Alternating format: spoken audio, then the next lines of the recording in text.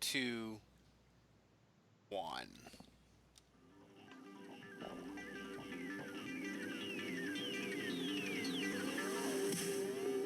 Welcome to the Saints Happy Hour podcast, featuring Dave Cariello, Andrew Juge, Ralph Malbrough, and when he decides to show up, Kevin Held.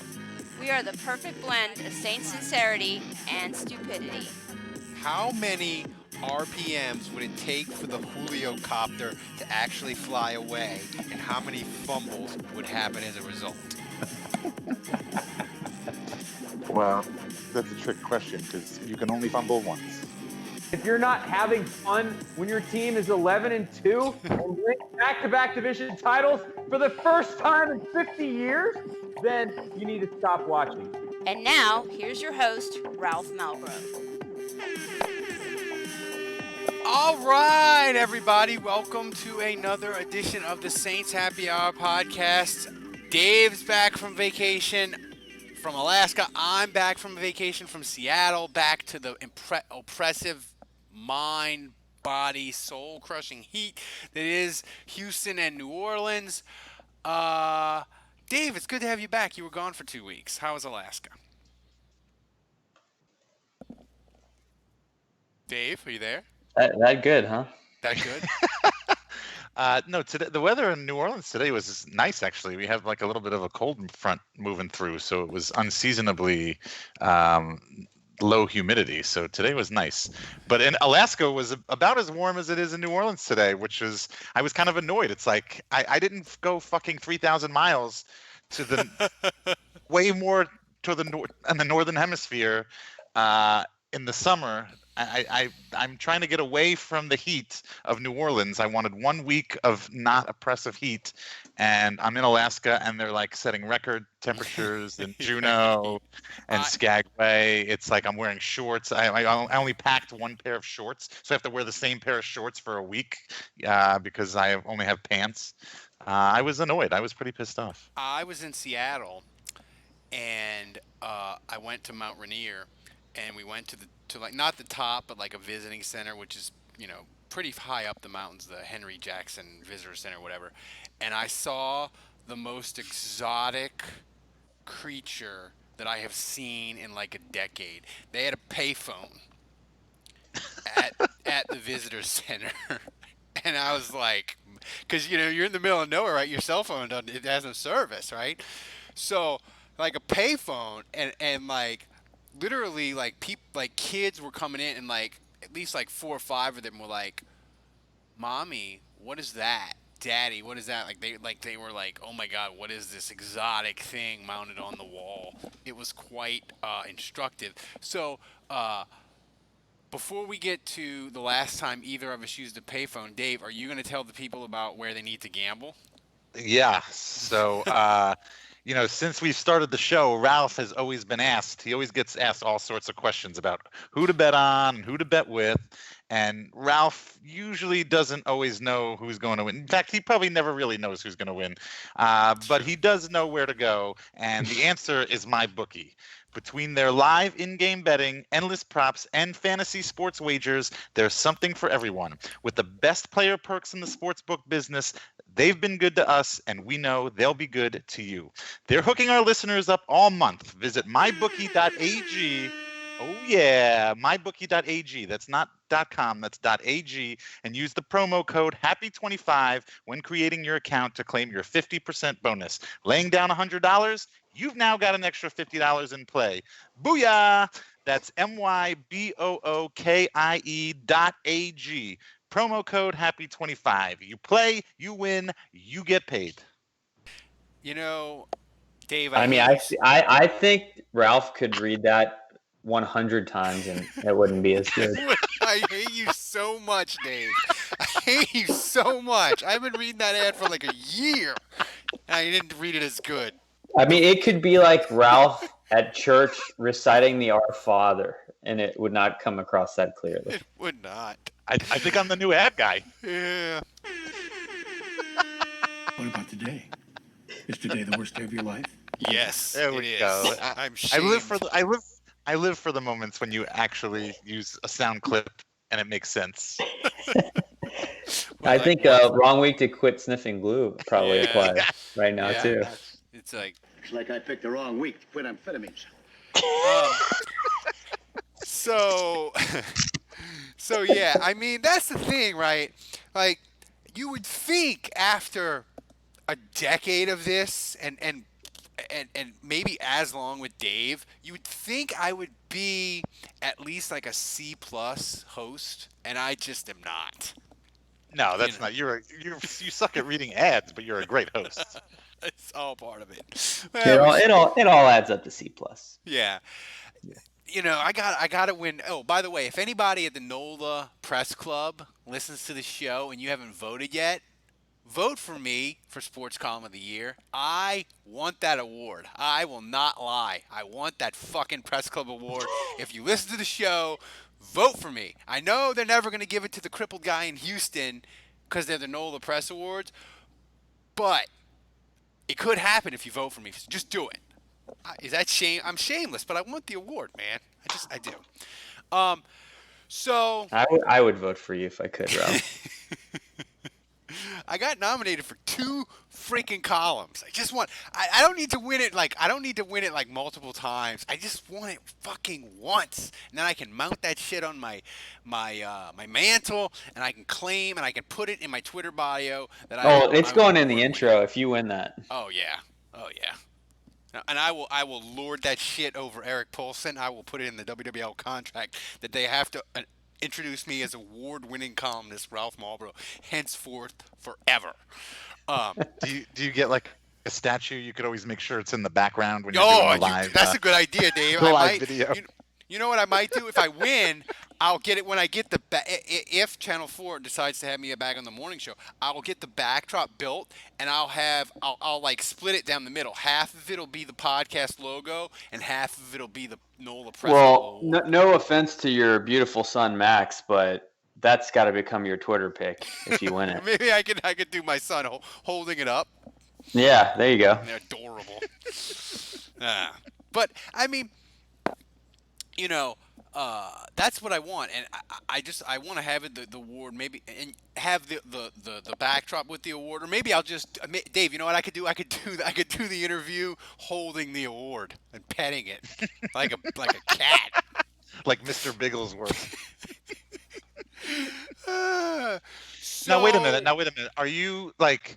Was your article like one of a handful that was nominated, Yes. or like anybody can just vote on any article? No, written that you year? have to like Channel 4. They go to me and they're like, hey, we want to try to win these awards, and they have different ones. And the NOLA Press Club a couple of years ago, they said, hey, we want to try to win. Tell us your favorite one. So I submitted like the one that Drew Brees won after he broke the passing record against the Redskins. I submitted the one after they beat the Rams in the regular season, and one other one, and 2 of them got picked for 2 separate awards. And basically, they call you get nominated, and then they strip it down and they pick like 3. So I'm in like the final 3 for 2 awards, I think. Well, I Last just year- find it annoying that you just talked about stroking the trophy like a cat. Dave mentions Bigglesworth, Mr. Bigglesworth, my and cat's that not was gonna the be- one time your cat could actually make noise on this podcast and it would have been relevant. And they meow the whole podcast, and that was like the one time I wanted them to do it, and they blew it. That was their one chance. Do I need to get a cat sound effect? Maybe. I don't think that would be the definition of redundant. I think that's probably like our listeners are like, no, I think you got that covered. Yeah. So that's Well, anyway, so I didn't know. Okay, so you've got like a legitimate chance of winning one. You're down to the final 3. That's well, let's not go crazy. No, let's not go crazy. I finished second last year. Really? I got the second. The second out of like 3. So like, you know. Now, is this like second to David Vitter in an election type deal? Or was this like a close second? I don't know. I don't know the vote tally. I know Les East won, and it was a good piece that he wrote on Willie Snead. I got to give it up for him. So, you know, he had to actually put effort into it. I just like cobbled a bunch of jokes together. Wait, who are you up against this year? That's the thing, man. I'm up against people for the Times-Picayune. I think people are gonna feel bad for the Picayune because they went out of business, basically. And Yeah, yeah, I think that's Times-Picayune's gonna sweep fucking everything.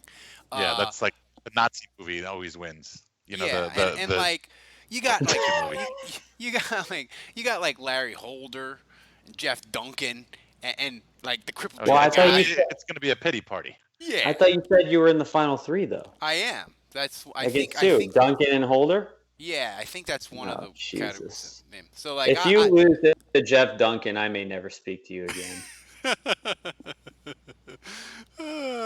So Yeah, I'll What play. about today? Is today the worst day of your life? Yeah. So you will be just You're dead dead to poop. me. You will be Why didn't you Kevin- tell us any of this? Why did we have to pry this out of you slowly? I mean, well, the thing is, like the award they announce it Like, Saturday. you act like we have other things to talk about on this podcast. I mean, come on, Ralph, crying out loud. we have your trip to Alaska. We have a payphone in a mountain in Seattle. We have lots to talk about, Dave. That's why the people and like we'll get to the Saints eventually, and that's what the people come for. I mean, here's the thing that is totally ridiculous. I write a Saints column. I work really hard on it. I post it. I make one joke about Bill Elder's satanic so special about Satanism on the North Shore in the 80s. My entire fucking Twitter feed today is nothing but people, because Skooks went and found it on YouTube. My entire Twitter feed is nothing but satanic jokes all day. No saints, no nothing. Just saints, satanic jokes. But here's my question for both of you: If When was the last you time had the you if used a you had the payphone? option, if you had the option to be possessed by Satan, but it guaranteed the Saints would win the Super Bowl, would you do it? Like you wouldn't have to give him your soul, but he could like have possession of you for like 6 months after the football season ended. Would you? But the Saints win the Super Bowl. Would you do it, Andrew? Yeah. And I'm talking like not just like haha funny Yeah. possession, like he's gonna rob a bank and do evil things. It's gonna be like The Exorcist, like your head's gonna be spinning around, you're gonna be spitting out the pea soup, like the whole 9 yards. But once that's done, do I have to go to jail then, and do I have to Well, I don't know. It would just suffer from my mistakes while no, possessed? probably not. You could probably get off, but you probably have I to get a spend. pass. You probably have to spend like That's a at great least. question because that was going to be my question. You probably have to spend at least like 6 to 8 months in like a mental health facility. Do I get good drugs? Probably. Also, another good question, Andrew. Yeah, I'm doing it. Yeah. Dave, For a Super Bowl, I would have probably done 12 months in the institution for a Super Bowl. So I'm getting off easy. Dave, would you let Satan possess you to ensure the Saints won a Super Bowl? I think I'm going to have to draw the line at Lucifer. Why? Wow. At Lucifer possessing my soul for any amount of time. I think, Terrible fan. I think that's where the line might be. Wow. Terrible fan. Terrible fan. I feel like I'm taking crazy pills. Dave just destroyed our brand. Dave, you need to turn in your season tickets. Can I get my money back? Scoots No. ask, is the athletic eligible for NOLA Press Club Awards? Yes, Scooks. They are totally eligible. You can go to the website. Wait, They're is he all over. listening live? Yes, I feel awesome, Nate. Is he in the Scooks- live? Is he in the chat room? Yes, He's he is. He's Oh in Oh the my chat. God. Skooks is who I aspire to be on Twitter. Like, I feel like he has the perfect amount of followers. Like, not a ton, but like almost 6,000. Like, that's where I want to be. I feel like if you get any more than that, it becomes unwieldy and you get a lot of too many crazies. I feel like he has like the perfect amount of Twitter followers. So he's like my Wait, Twitter- I want to say something about this because this is funny, and now I know that I'm getting through to him or her. It's a him. We all know it's a him. Yeah. clearly. But like I get like push notifications from Twitter on my phone, and it'll be Skooks just recently tweeted this like all the time. From him and from the Bodhisattva guy. What's his name? Bodhisattva. Yeah, him. I will get when they tweet something and it like becomes mildly popular. Like I get fucking push notifications on my home screen on my phone saying I need to read this tweet, and it's always a Skooks tweet. You don't know the Bodhisattva, Johnny Utah's nemesis? No. What is that? Point Break? Yes. Correct. I mean, Dave. I know I Johnny can't believe you Utah. nailed that. I know Johnny Utah. Well, Bodhisattva is the Patrick Swayze character. No idea. Todd Newberg Bodhi. Newberg is the name I was looking for.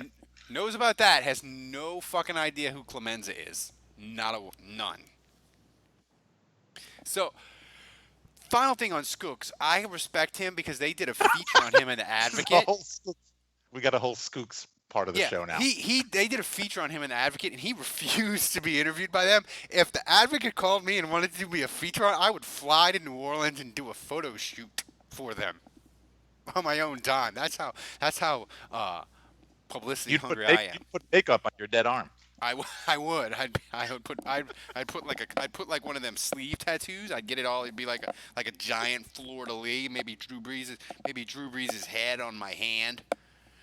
We've got Andrew Platt in the chat saying how Juge is not a regular on ESPN or NFL Network is a travesty. I love that our fans are so all in with us that they've reached a level of delusion that They're totally blinded. I love it. Blinded. I mean, I love you guys. One of the cool things last week was Kat Terrell. She announced that she is coming. She left ESPN and she's going to Athletic to cover the Saints. And I tweeted out a poll on the Saints Happy Hour Twitter feed. I said, "What is Kat Terrell's first tough question for Payton going to be? Is it going to be about the Michael Thomas extension, a rando injury question, or a Jarris Bird update?" And 55% of you people voted for a Jarris Bird update. And Kat Terrell tweeted that she voted for Jarris Bird, #birdwatching, which just made me so happy. I can't even describe it, that you people totally immediately got that joke. It made me so happy. It makes this show doing it worthwhile. Hey, my dad's on the chat now. Shut up! Really? Do you see Ralph his comment in the He's chat? enjoying the koozie. I know he loves the koozie a lot. Wait, send me the link to the live. Now I gotta get on. This fucking party up in there. It's hopping. The chat is hopping tonight. Yeah, your dad? Oh my gosh. We got my dad. We got Skooks. I mean, Yeah. Andrew Platt. We got all the regulars. Well, Man, it just goes to show you, like this is the time of year where we don't drop as much as we used to in the off season. We still keep a really good, solid fan base. We do about 5,000 to 6,000 listens a week on different shows and stuff. But that stays. But once the season kicks off, it goes to like 9, 10, 11, and that's just this week, man. The Saints they start. The rookies are reported that they start practice Friday. Like, I think all the people that kind of like drift away after the draft and all, they're like coming home and they're like, oh, it's Saints season, it's time to get going. So that's why I think the chat is really popping. Before we get to the autopsy and review the playoff games and what they might mean for 2019 if they tell us anything, we decided a couple weeks ago we were all going to adopt a UDFA for training camp as our UDFA I really nailed this one. And we all adopted one. I adopted Devin Ozigbo, the running back from Nebraska. But Andrew, your adopted son is in a little legal peril. The Saints thought he was free and clear, but he was at a courtroom in Wyoming, and not only did the judge threw out his plea deal, she sent him to jail straight a fucking way, in handcuffs. Yeah, you don't get to pass go. You don't collect $200. No, you don't get report to jail in a week. Off in the courtroom. They took his ass and sent Carl Granderson to county lockup right then and there. So my question to you is... Well, hold on. Let's back up for a second. So for those of you that didn't listen to the previous episodes, the task here was that we were going to adopt a UDFA. A UDFA is an undrafted rookie, and each of us was going to pick one guy, whether we like their name, the position they play, the history coming into the team. So I picked Curtis Granderson, defensive end out of Wyoming. The Saints felt comfortable enough with his background to sign him, even though he had this sexual misconduct case. And he was set to have trial, and the Saints felt good about it. Well, as Ralph said, they came up with the plea deal. And they gave it to the judge, and the judge looks at it and says, nope, nope, I don't think so. You're going to jail for 6 months. So my adopted UDFA, after being adopted by me, is now in jail and cannot practice with the Saints in training camp because he's behind bars. Somebody tweeted that they're your going to parenting stash is him with called a medical into red question. shirt. I said they're going to stash him with a medical red shirt. They're going to fucking stash him in prison. But Andrew, so this is they the haven't new thing. Jason Champagne says, I hope he took soap on a rope. Here's the thing, Nice. Andrew, are you This is sticking gonna with be your the new- adopted This son? is gonna be the new NFL trend. Teams are going to start stashing guys in jail. Look, does a What? mother stop loving her son when he makes a mistake? It's true. Yeah. I mean, he's not cut yet, so he's still my adoptive UDFA. I refuse to turn my back on him until he's cut. I will pick a new one once he's cut, but he's not cut yet. So. They haven't caught him. They put him on the non-football injury list or something. I'm still waiting to hear on visitation. Right. Conjugal visits. If that doesn't prove how desperate the NFL is for pass rushers, he's in jail, and the Saints have not caught him. I mean, you know, Does that make him eligible for the physically unable to perform list? that, I mean, how can he physically perform if he's incarcerated? what's the injury? Chains, orange jumpsuit. So you're Dave. Who was your adopted free agent? What? Are you kidding me? You already Little forgot? Jordan. Oh yeah, little Jordan. Little Jordan Humphrey. Yeah. You know what? So I started doing a little research. I did a little research on Lil Jordan, and I found some info. You know, obviously, what I was really looking for is why is he called Lil Jordan? I thought for sure, there'd be an article out there. So what I did find was apparently when he was born, his older brother wanted their mother to name him after Michael Jordan. But I guess, that was Michael Humphrey was too boring, was too plain. So she went with Lil Jordan Humphrey. So I believe the name is after Michael Jordan. So I think I've solved that mystery. So He's got legit potential, I think, to make the roster. I mean, obviously, wide receiver is probably, I think, pretty wide open. So, I mean, he's 6'4", 210, not the fastest guy, but not good in prison. Not in prison. Yeah, he's already he's running with the threes, not the. I don't know what. Oh, never mind. I don't know where I was going with that. With the Darren Sharpers. Yeah. Well, that's true. See, Darren Sharper could be in prison with this guy and giving him some tips while he's in there. So that might help for when he gets out of prison. Ooh, a good point. I may have the advantage here. That's right. That's right. So besides our Adopt a UDFA program, we're debuting a new segment tonight. I couldn't find a good audio intro for it at work, so we'll get on that. And if people have a suggestion of what kind of audio or soundbite we should play for it, do mention it in the chat, and I'll get on it next week. But Andrew invented this segment. It's a thing that he does with me. And sometimes in our group chats on text, he calls it "Not a Saint." So Andrew, why don't you start it off for the people? Well, you want me to tell them the guy? Yeah, the guy. Tell him the guy. guy. Read the tweet? Yeah. All right, well, hold on. I got to pull up Rap Sheet then.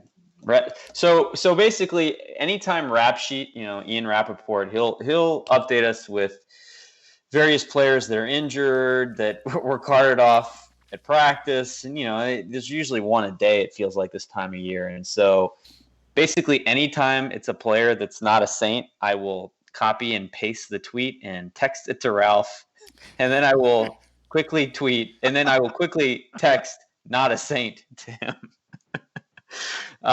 So basically, I'm just celebrating every time something horrible happens and it's not a Saints player. Yeah, but today you tweeted Michael Bennett got injured, and you tweeted, "Oh yeah, does he play in the NFC South?" And I said, "No."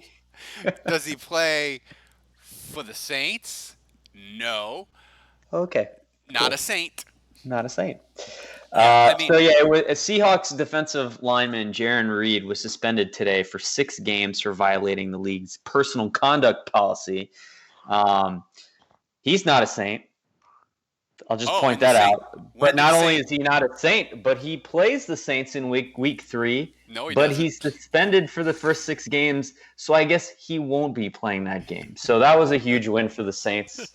And then speaking of the NFC South, Michael Bennett, I've always hated that guy. I didn't even realize he played for the Falcons now.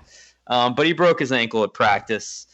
Apparently it's not that Michael Bennett, but I guess any Michael Bennett will do when it's a Falcons player. Any Not a Michael Saint. Bennett. Yeah, does he play in the NFC South, Yes, he does. Michael Bennett? He does? Ooh, he does? Does that mean he's a Saint? No, it does not. Okay, good. We are terrible people. We are terrible people. I feel much better. So that's See, not what's gonna happen is someone's gonna blow out their ACL, and I'm gonna have to text you. Oh my God, he's a Saint. That's horrible. We are horrible people. I hope that if it happens, it's all your fault. But if anybody in the chat room has an Hey, idea, Skooks makes a good point. If they're not a Saint, they're a Satanist. I would. Skooks, I was planning to get a lot of work done in the afternoon, and you tweeted the fucking Bill Elder 1989 2-part special investigation on North Shore Satanist, and I watched that shit from beginning to end on YouTube, and I got no work done. And can I say, if you have an hour of time that you just want to completely waste and die hysterically laughing, watch it. It is amazing. Bill Elder brings the seriousness of Edward R. Murrow to a topic that is just ridiculous. The 80s were wild, man. People were worried that their kids were going to be possessed by Satan. They have phone calls of demonic people. Oh, it's just, I loved it so much. I'm thinking of doing a special Saints drunk history where, like, me and Skooks, we just watch it and comment on it for an hour. Like, it was just amazing. But Well, you'd probably have to start by saying his name correctly.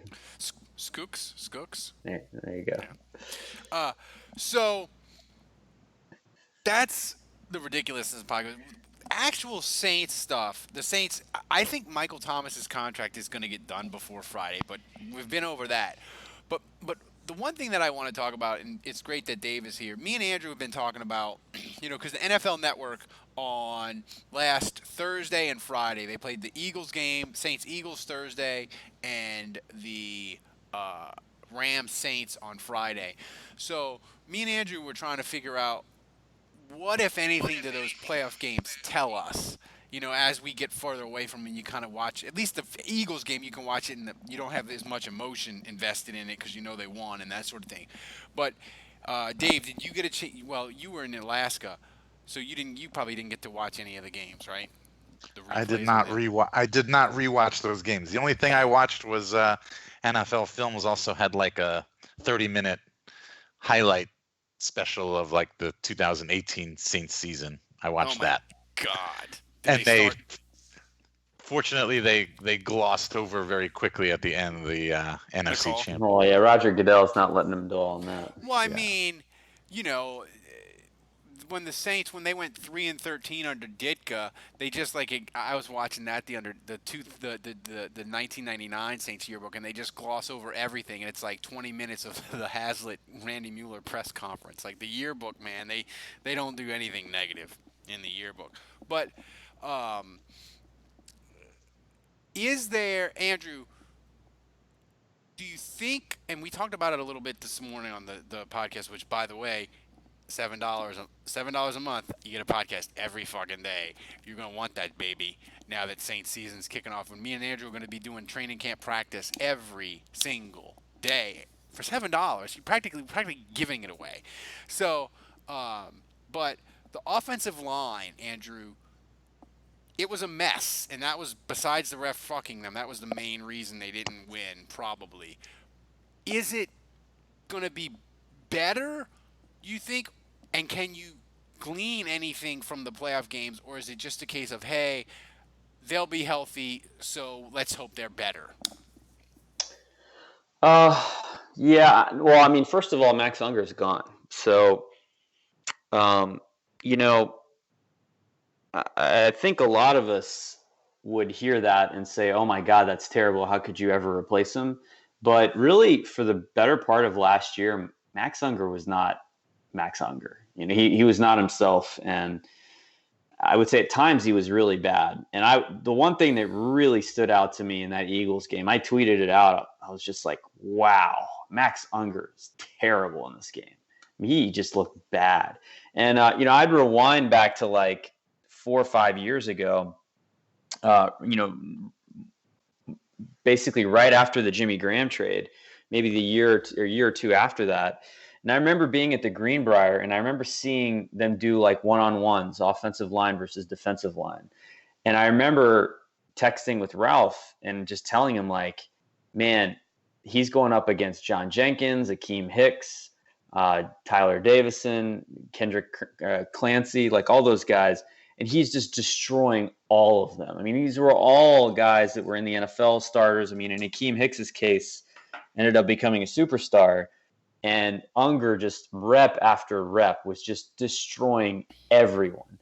And it was very clear at that point how good he was. And, it jumped out at me.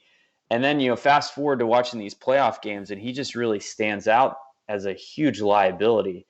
And I just think, I don't know how good McCoy is going to be his rookie year, but serviceable might be better than Unger at the end.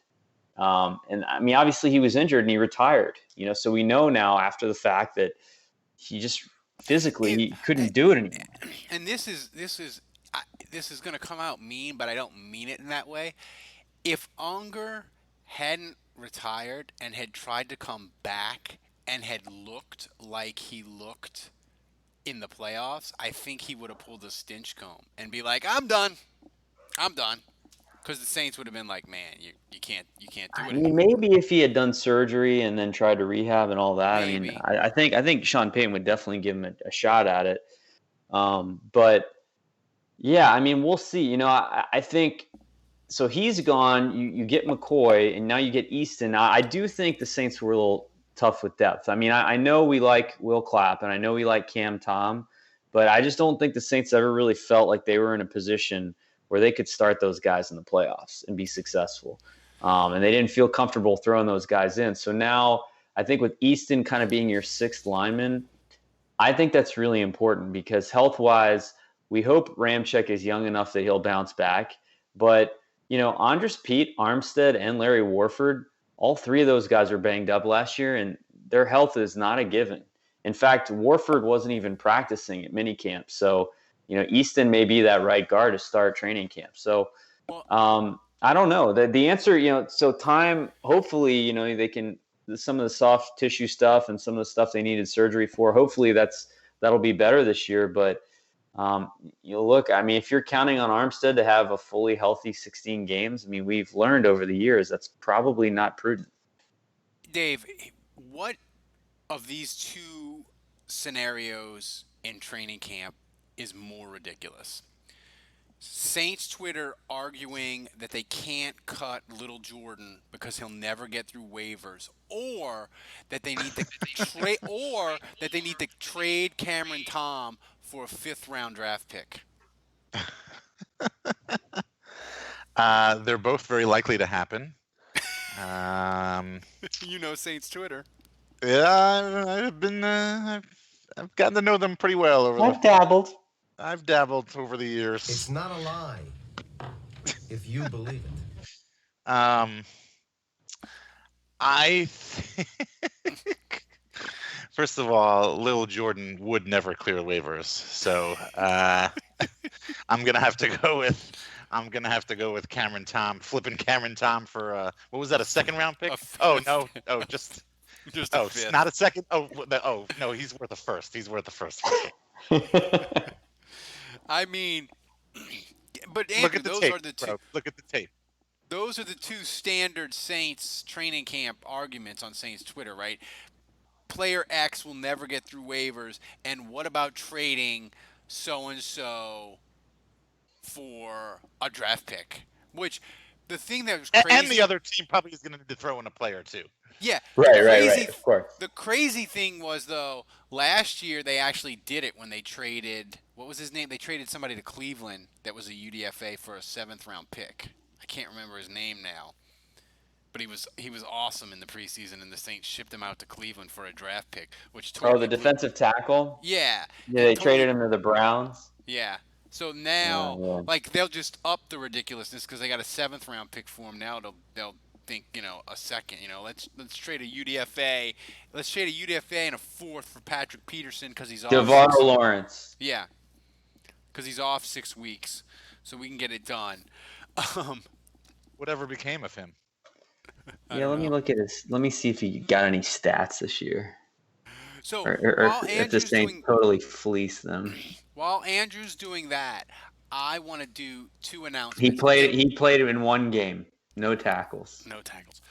If you haven't gotten need your, me- Good you need job, me to- Saints. Do you need me to read another ad, Ralph? no, but what I need to Okay. do is I need to remind people that if you haven't gotten a koozie or you haven't gotten a T-shirt and you qualified for one, DM the Saints Happy Hour Twitter or Slide into our DMs. slide in my messages and Patreon, and we'll get it out to you. But I do, Dave. I'm gonna read the ad, and then people can laugh at me because we also another sponsor we have is SeatGeek. SeatGeek. They have the best app for the secondary ticket market. A red light on their app means it's a bad deal. A yellow light means it's okay deal. A red light means it's a terrible deal. They have tickets for baseball, for football, for all your sports, concerts, movies, theater, whatever you need. SeatGeek has it. Use the code ACAA today. After you download the app, you get $20 off your first purchase. That's ACAA, $20 off your first purchase. That's 2 free beers on them. SeatGeek, life's an event. We have the tickets. That wasn't So Ralph, going back real quick, one thing I wanted to mention about watching these 2 playoff games. I never really put much thought into watching the Rams game again. I just. Why do you cut yourself, Andrew? Why do you cut yourself? Well, at first, I didn't even think about it. It just it wasn't even on my radar that I should watch it. But then when it was on TV and I had just watched the Eagles game, then I started to get interested in okay, what are things that I want to look at for them to improve in training camp, et cetera. So I'm like, all right, well, I'll watch this. And so I tweeted it out all right, I guess I'm doing this. I'm revisiting the scene of the crime, and I'm watching this Rams game. And I just caught so much heat and harsh reaction on Twitter. I guess I just wasn't expecting how much people are not over this. I mean, it makes sense. And after I thought about it, fair enough. But it just was very clear to me. Most Saints fans, they're just they can't even go there. It's still now they're excited for the season to start, but they're just I will never, ever watch that game. Yeah, I watched it. You didn't think for me it was kind of cathartic to go back. I mean, it's like a traumatic experience, but you go back and you watch it. I'll tell you what, really in the first quarter is when I was most angry because it's just man, I can't believe this. And because they were up 13-0 early. That was their chance to close. And that was their chance to kind of kill it. And the Rams kind of kicked their ass. That horrible thing. Yeah, the Rams start kicking their ass, but the horrible play is coming at the end. But then all of these opportunities over the course of the game that you start to realize man, they had so many chances to win this. You start to realize you don't look at that play in isolation as much because it's coming, but then you see all these other plays they could have won the game for them, and they just flat out didn't make them. And I don't know, for me that was a little bit easier to stomach, especially because I just felt man, the offensive line just didn't play well. And really in 2 playoff games in a row, they just are really.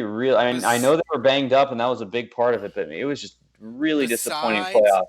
But Andrew, they still did enough, and they did what they needed to do to put themselves in that position to win the game.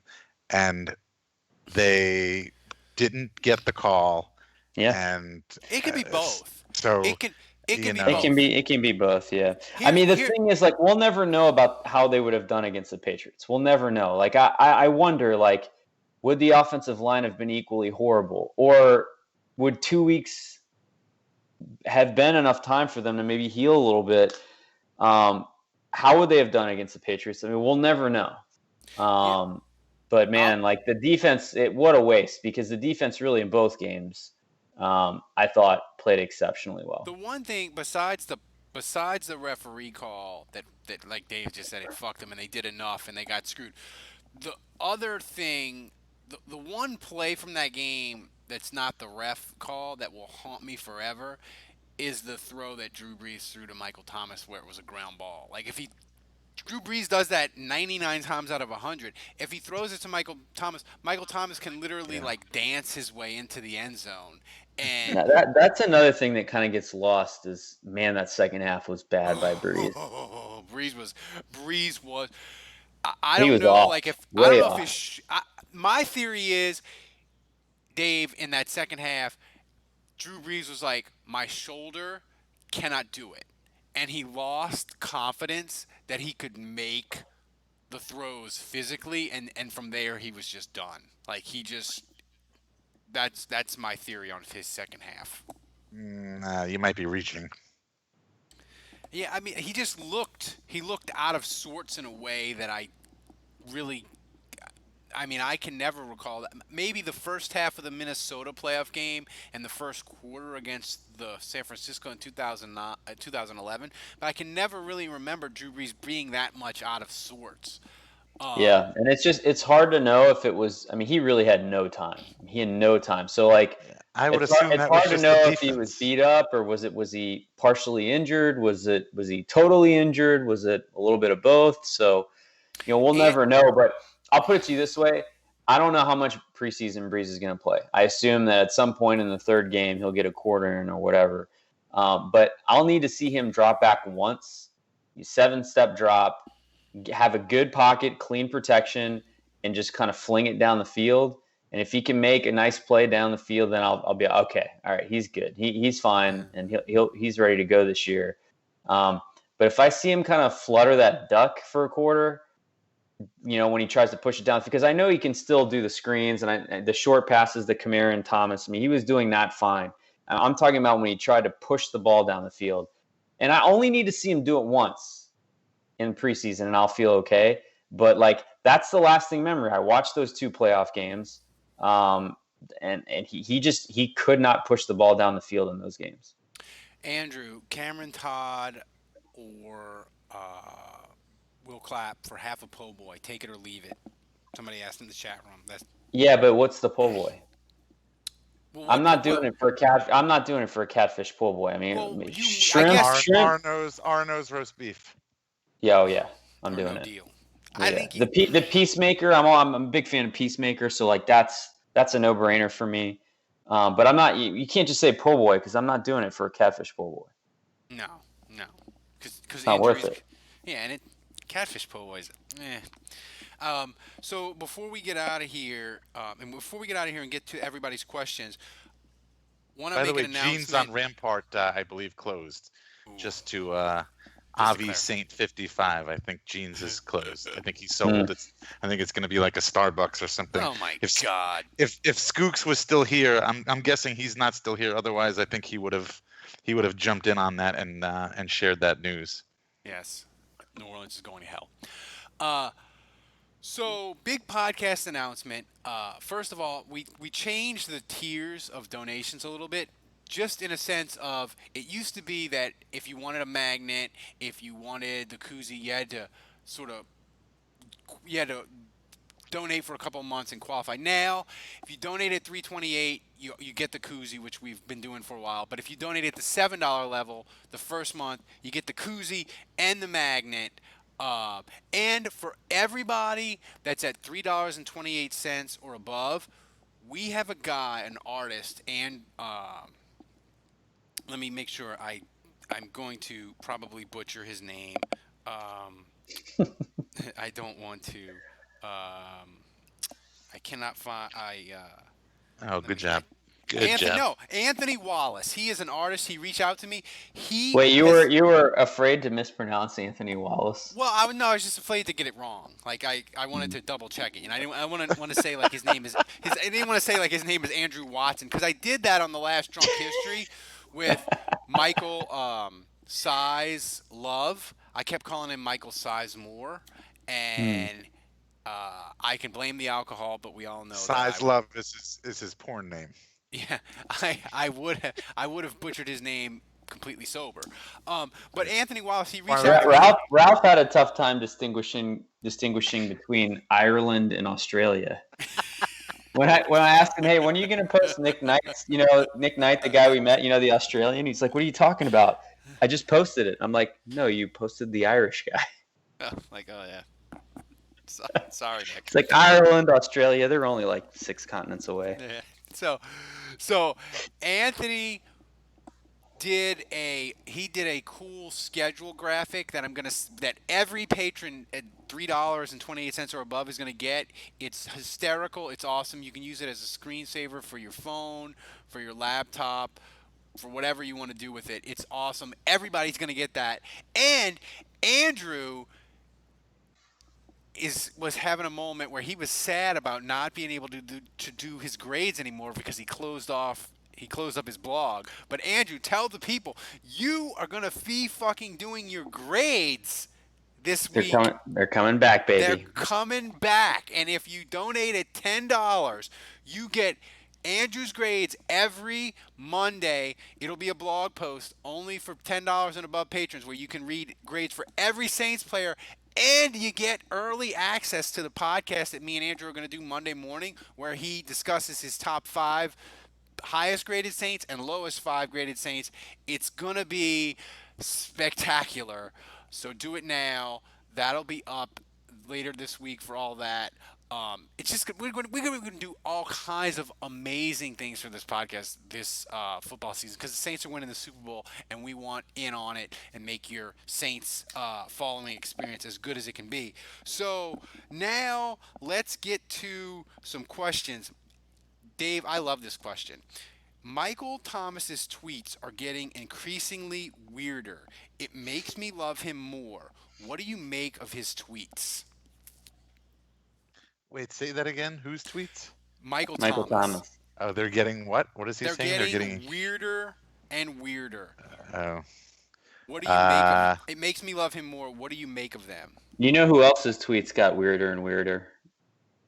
Junior Gillette. Yeah. Yeah, that's what I was going to say is, I don't know, maybe Mike Thomas is bipolar and he hasn't found out yet.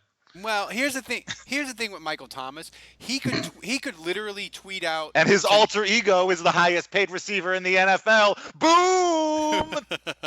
I was gonna say Michael Thomas could tweet out tonight that he's running for president in 2020 and is gonna make. His platform is going to be making the minimum wage $80, and I would read that tweet and be like, "What does that have? What clues is he giving me about his contract negotiations?" Like that's what I try to. Every tweet he does, I try to figure out what he's trying to say about where his contract negotiations are. And I know that's weird, but Andrew, we did that with Bridgewater during free agency, right? Every tweet he did, we're like, "Oh, does that mean he's staying? Does it mean he's going? What does it mean?" I do that with Michael Thomas. So, Andrew, this is I don't know. I thought Michael Thomas was weird on Twitter from the beginning, so I don't know. Call me crazy. By the way, fair point. You gotta be weird to build your brand, though, Dave. You can't just be tweeting out cute pictures of your kids in Alaska if you want to build your brand. You gotta get weird. By the way, breaking news: we have our first subscriber for Andrew's grades. It's his dad. His dad's gonna be signed up for grades.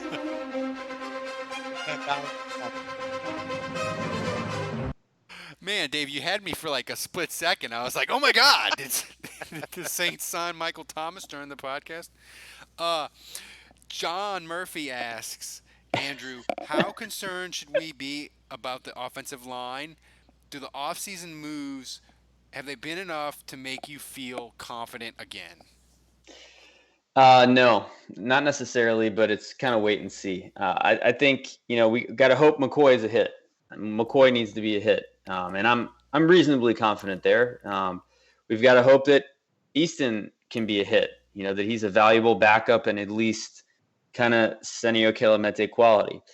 And then you got to hope these guys stay upright, and then they've had a history of not doing that. So that's a little dicey. Now, it's a new season. They come into camp healthy-ish with the possible exception of Warford.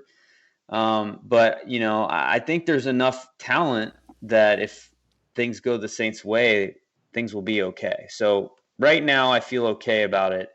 But you'll remember in years past when Ralph would do these podcasts where we would say, yeah, this offensive line is good enough. They can absorb 1 or 2 injuries and it'll be fine. As long as there's not 3 injuries. Well, I would argue last year they probably had 4 injuries. They were just playing on them. But, there's Will Clapp, there's Cameron Tom. I think they've kind of been pushed down the ladder a little bit, but hopefully they can ascend and improve. And then, Michael Ola is the guy that I actually kind of liked in training camp last year. And so I'm hopeful that he can show something this year also and make the team again. But, to me, the offensive line is a question mark. And offensive lines in the NFL are trash. And Saints fans have really been spoiled in a sense of Drew Brees is so good getting the ball out that he hides a lot of the flaws. But most NFL teams are kind of in the position the Saints are now, where like 1 injury, it becomes dicey. 2 injuries, fuck them. Like because it's just for whatever reason you can say it's the spread in college. I don't know. I'm not a draft expert, but it's just suddenly in the last 3 to 4 years has become very, very difficult to find good offensive linemen in college, and especially tackles.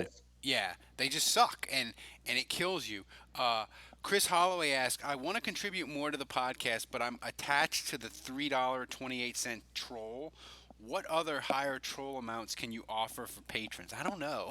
I don't know how $32.08, I guess. I guess we could do the Cam Newton special where if you pay $5,000 a month, you can just take over the podcast forever. No, we do have the special You Are Filthy Rich tier where if you donate $150 a month, you can talk to me once a week during the football season on Skype for 30 minutes. No one signed up yet. But if you're filthy rich and if you have money to waste, do it, and I will talk to you. You could just have the $150. I don't want to have to talk to you every fucking week. My wife said she wants in on that. If somebody signs Hey up. Ralph, did your terrible GoFundMe ever get a $1 donation? It got $3, but I didn't collect it, so it reverted back. No, that's too bad. It's too bad. My video. You know what's scary? That video is like maybe one of our top viewed YouTube ones that we've ever had. That's very sad. Which it's very sad, which makes me think that I should just do like ranting Saints updates on my phone during the year, and they would go viral. Let's see, Dave. This is from St. Patrick. Will the defense continue to be the best unit on the team, or will the additions on the offensive line and Jared Cook allow the offense to become the dominant unit next year? No, I think probably the defense is probably still going to be probably bailing us out for a few games. Yeah, unfortunately. I think the tables have turned. Times have changed. Andrew, this is not a question from on Twitter, but I want to ask you this.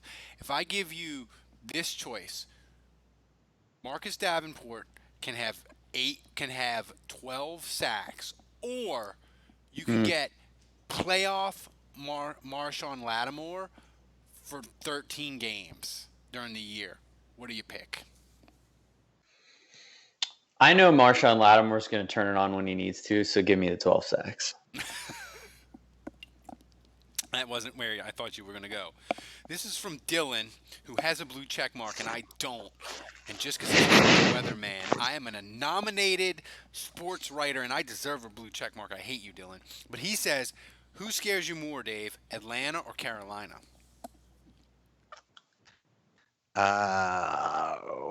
That's a good question. I'm gonna say Atlanta. Yeah, I think that's right. Yeah. I think. By the way, Carolina's on that. Aren't they on that NFL Network show this year? The Amazon Prime show. Yeah, the Amazon Prime one. Yeah. Yeah. We got to start watching that. Do a little recon. Andrew, are the Saints the team? Did you guys see that about Luke Kuechly spilling the beans on everything? No, what was that about? They were like on a Skype conversation with Josh Norman, just catching up because they were playing the Redskins, and he just goes, "Hey guys, is Greg Olson playing this week?" And Kuechly just goes, "Nope." and Cam Newton looks at him and he's like, "What the hell, man?" What? And Kuechly's like, "Oh yeah, that was dumb, huh?" Oh, And Josh Norman is just laughing his ass off at him. Dylan also asked Andrew, are the Saints the best team in the NFC? If not, who is? Definitely.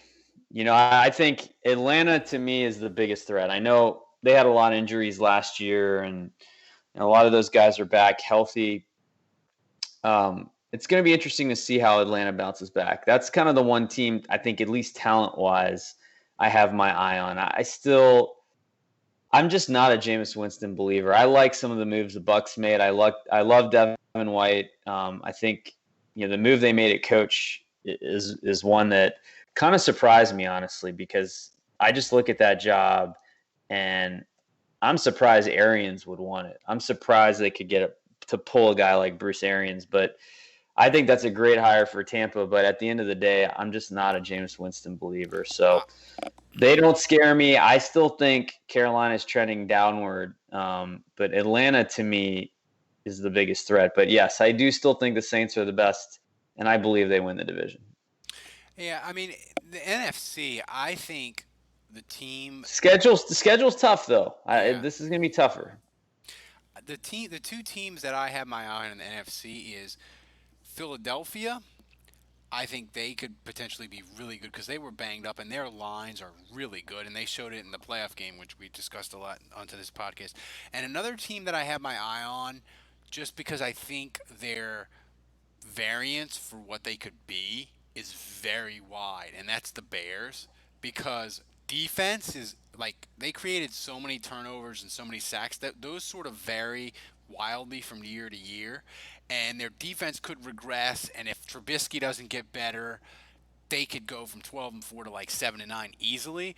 But if like their defense stays close to the same amount of turnovers and like Trubisky made a leap, like the Bears could be really good and interesting. So I'm keeping my eye on them. I don't know what they'll be. They're a team I have a big question mark about. And the Saints obviously play them, so they're interesting. One team that when my wife goes to Vegas, when she goes to Vegas again, I'm gonna have her pound the Dallas Cowboy under because they are fucking. Wait, just stop right there. Stop right there. You're gonna have your wife pound the Dallas Cowboy under. Got it. Okay. Got it. We're done here. We're done. We're done. Let's see. Dylan asked, when are the dues for the fantasy league? We're still figuring out what we're going to do in the fantasy league. We'll probably do both. I just got to figure out what I want to do. It's probably going to be patron only, but I think like pretty much everybody in the fantasy leagues is a patron anyway, so that doesn't matter. So thanks to everybody for being on the chat room. I think this one makes me know that officially football is back because the chat room got up to like almost 30 people, which doesn't seem like a ton, but considering the last couple of weeks, it is. It's like triple what we've been having. So people are ready for football. Well, it's because Skooks was there too. Yeah. Well, he brings a crowd. Yeah, he was there. Everybody was there for Skooks. Skooks says, have a patron level, make it 25. Blow 25 just like the Falcons did. There you go. That's why he skooks. That's why he's cooked. So that does it. But last thing, and I mentioned it a little in my WWL column, and I want both of you to answer.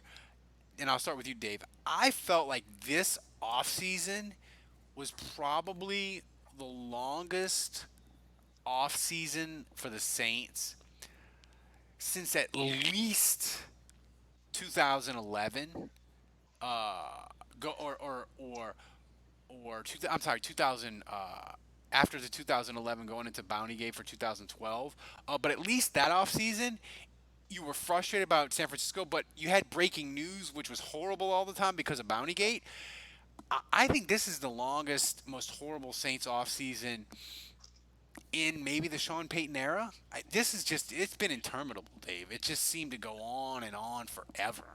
Like there That's was no. that's you because yeah, obviously the way the season ended was horrible, but I mean, at least first of all, we went deep into the playoffs, so that right there eliminates, a good 3 or 4 weeks of off season for the other 28 teams or 26 teams or whatever, or 24 teams, whatever. But no, this wasn't that bad actually. I didn't feel that. Maybe it's because I've been so busy and I've got a lot of other things going on in my personal life.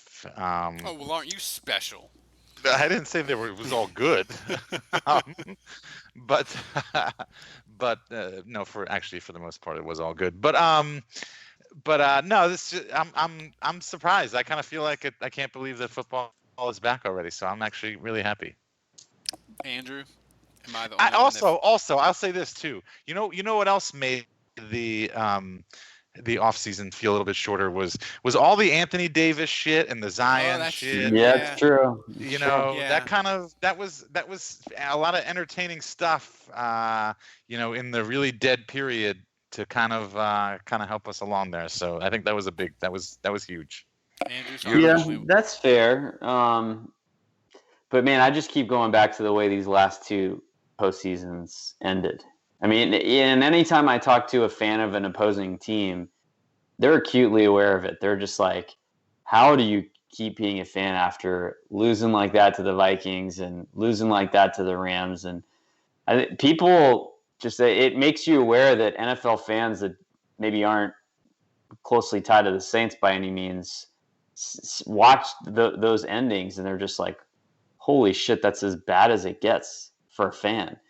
And so I mean, really, to me, it's the last 2 years because that's how it ends for your team, and then you've got to let it stew on it and just sit on that being the way your season ended for 9 months. I bounced back really quick after 2011, and But just that a you sense. still had the Super Bowl, that you're still fresh off the scent of the Super Bowl.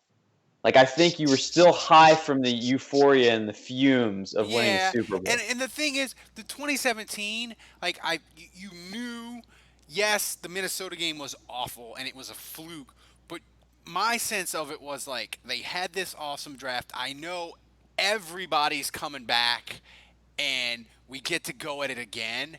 So Well, I yeah. wasn't. So I would say this though. So I agree, Ralph. But like we talked about this, and there was this big argument about which one was worse between the Vikings loss and the Rams loss. And I will take this to my grave, contending that the Rams was way worse because it was in the NFC Championship game, and they were one play from the Super Bowl. Yeah. Like if the Vikings got their teeth kicked in Philadelphia the following week. So you don't know how the Saints would have done going to Philly. But what we do know is that they were one player away from the Super Bowl. So in Atlanta, the Rams, which they'll never never happen again. Even if they win the Super Bowl this year, you don't get to go to Atlanta and dance all over their grave. And it just felt after their mayor told us we weren't welcome. Yes. And so you know what? Like, I've changed my mind. I agree with Ralph. This was the hardest offseason because it really felt like Peyton Manning's swan song with the Denver Broncos when he won that Super Bowl on the heels of his defense, and he didn't really even do anything. Like, it just felt like this was going to be Breeze's last hurrah and his final moment where he can walk out a Super Bowl champion. I really believed in my heart that that's how it was going to play out. And I have a hard time picturing it happening again. Now, I don't know. Like, Breeze may rejuvenate himself a little bit with a good offseason, and maybe he looks great in preseason and I'll get refired up again.